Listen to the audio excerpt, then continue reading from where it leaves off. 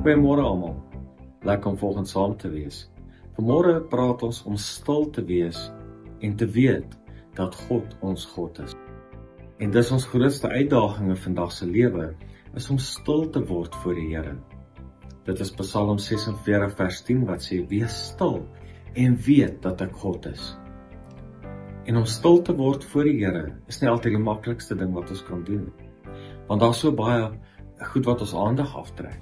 Ons aandag weglei van die Here af. Die Here wag met volle aandag vir my en jou. Maar is ons volle aandag by hom. En dis ons uitdaging. Soms moet ons fone heeltemal afsit of in 'n ander kamer sit en net stil sit voor die Here. Om te bestuur en verkeer te ry en te dink jy word stil voor die Here is nie altyd so. Want ons aandag kan ons nie ten volle op die Here sit nie. So wat is dit wat die aandag vandag aftrek? Wat is dit wat die aandag weglei van die Here af, wanneer ons by hom sit? Baie keer moet ons gedagtes vasvang, wat soms dwaal. Maar ek en jy, ons kan vandag sit, voor die Here, en stil word voor hom, en weet dat hy God is. Hy wil God wees oor my en oor die lewe, in hierdie dag. Kom ons bid saam.